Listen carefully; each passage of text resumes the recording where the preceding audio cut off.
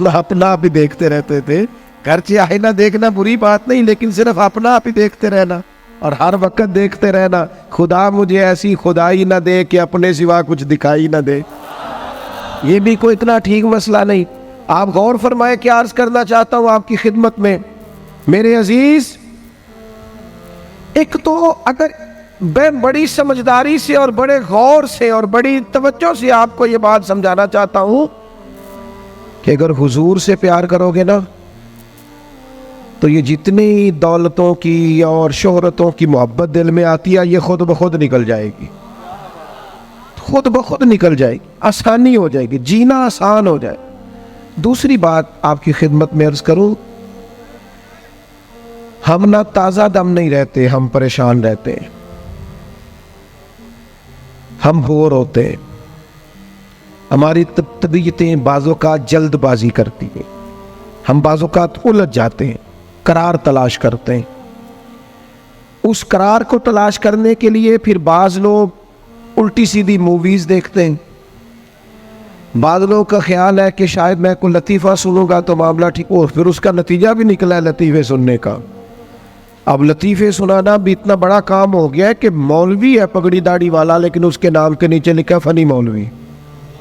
خدا کے بندے یہ سنجیدہ اسٹیج ہے، دیندار لوگوں کا کرنے کا کام ہے، آپ کیا کر رہے ہیں؟ مولوی بھی فنی ہوتا ہے، 6 معنی دار ہے کہ ہمارا مزاج تھا ہر چیز شغل میلہ، ہر چیز ہنسنا الجھنا. میرے عزیز ہم چونکہ سکون چاہتے تھے، کچھ نے ادھر ادھر کی مووی دیکھ لی، کچھ نے ہنس لیا، کچھ سیر کو چلے گئے، کچھ کا خیال تھا کھانے کھا لیں گے تو سکون آ جائے گا. یاد رکھنا ان چیزوں میں سکون نہیں ہے، ان میں تو آپ الجھتے جائیں گے. مزید تو سکون کہاں ہے، قرار کہاں ہے؟ آپ کبھی صحابہ کی زندگیاں دیکھیں نا، حالات جس طرح کے بھی تھے نا، ان کو جو سکون ملتا تھا وہ رخ مصطفیٰ سے ملتا تھا. ان کی طبیعت پوری لگ گئی تھی کہ حضور علیہ السلام کی جو یادیں ہیں وہ دل کو تازہ کرتی. ان کا خیال تھا کہ بہار اگر کسی چیز کا نام ہے تو وہ ذکر مصطفیٰ ہے، یاد مصطفیٰ ہے اور دیدار مصطفیٰ ہے. اعلیٰ حضرت مفتی ہیں، فتویٰ دیتے ہیں. اعلیٰ حضرت مفسر قرآن ہے، کنز الایمان بذات خود ایک تفسیر ہے، ترجمہ ہی تفسیری ہے. اعلیٰ حضرت محدث ہیں. وہ جب احادیث مبارکہ کا حوالہ دیتے ہیں تو یوں لگتا ہے کہ جیسے بڑی گہری نظر ہے ان کی، راویان حدیث پر بھی، اصول پر بھی، اور حافظہ بھی مضبوط ہے حفظ حدیث کے لحاظ. ساری چیزیں ان کے پاس تھیں، لیکن وہ پتہ کیا کہتے تھے؟ کہتے تھے یہ جو میرا دل چمکدار ہے نا، اور یہ جو میری طبیعت ہلکی پھلکی ہے، اس کی وجہ یہ ہے کہ ان کی مہک نے دل کے غنچے کھلا دیے. یہ میں نہیں آپ کو تقریر سنا رہا، میں تو جذبات کا اظہار کر رہا ہوں. ان کی مہک نے دل کے غنچے کھلا دیے ہیں. تو کیوں غنچے کھلا دیے؟ کہتے میرے نبی کا کمال یہ ہے کہ وہ جس راہ چل دیے ہیں کوچے بسا دیے. وہ جس راہ بھی چل دیے ہیں کوچے، حضور پر تھوڑا گزر جائے تو کام ہو جاتا ہے. قرار، سکون، سارے دکھ مٹ جائیں گے اگر دل حضور سے لگا لو گے، اگر محبتوں کا مرکز رسول پاک کو بنا لو گے. آپ دیکھیں احد کے میدان کے اندر کافر نے ایک بڑی عجیب سازش کی مسلمانوں کو پریشان کرنے کے لیے. اور بھئی آپ لوگوں کی وجہ سے اگر اتنے لوگ تکلیف میں ہیں تو آپ کو سمجھ جلدی سے بیٹھ جائیں جی، جلدی سے جی، فیصلہ کرنے میں اتنی دیر، اللہ آپ کو سلامت رکھے، بیٹھ جائیں جی. اب آپ کھڑے ہیں جناب، آپ بھی بیٹھ جائیں، اللہ آپ کو برکت عطا فرمائے. اچھا ایک بندہ محفل میں کھڑا ہو جاتا ہے موبائل لے کے، اللہ انہوں سمجھنا چاہیے کہ باقی سارے کل بھی ہیں موبائل. خدا کے بندے آپ کی وجہ سے اتنے لوگ پیچھے اگر پریشان ہیں تو آپ کو سمجھنا چاہیے اس چیز کو. اللہ تعالیٰ آپ سب کو ہنستا اور مسکراتا رکھے. نبی پاک کی ذات سے جب آپ کی کامل وابستگی ہو جائے گی نا تو حضور کی ذات والا کا پیار، اور پیار لاروں والا نہیں ہونا چاہیے خالی جلسے محفل میں اور مائک ہاتھ میں آیا تو عشق کا دعویٰ تگڑا، خالی اس طرح نہیں. تنہائی میں بھی تو روئے حضور کی بارگاہ. ایک محفل میں ایک دفعہ حاضر تھا تو ایک نعت خواں بچہ میرے پاس آیا، کہنے لگا جی میری سفارش کر دیو، میں بھی حضور دی بارگاہ چ حاضری لوانی ہے۔ میں کہ پتر تو گھر جا کے پڑھ لے، اتنے بھی حاضری لگ جائے گی کہ 4000 بندہ چاہیے حاضری لوان لی۔ حضور کی بارگاہ میں تو جہاں بیٹھ کے بھی پڑھے حاضری لگ جاتی ہے، اس کے لیے کیا ساج سمر کے مجلس ہی فقط ہو تو حاضری لگتی ہے؟ یہ بھی اعلیٰ حاضری ہے، پر وہ تو واللہ وہ سن لیں گے اور فریاد کو پہنچیں گے ہم۔ بس اتنا تو ہو، کوئی فریاد کرے دل سے، تو بات تو دل سے کر۔ آپ کی جب کامل وابستگی حضور سے ہو جائے گی نا، تو یہ غربتوں کا ڈر، یہ پریشانیاں، یہ آزمائشیں، ایک جگہ رونا نہیں رویا حضرت بلال نے کبھی اپنی غریبی کا، ایک جگہ پریشان نہیں ہوئے کبھی حضرت سلمان فارسی کے میں پردیسی ہوں، ایک جگہ بھی کبھی جناب صہیب رومی کو تکلیف نہیں ہوئی۔ کیوں بلا؟ اس لیے کہ حضور کی محبت ایسی دوا ہے جو ہر بیماری سے شفا عطا کر دیتی۔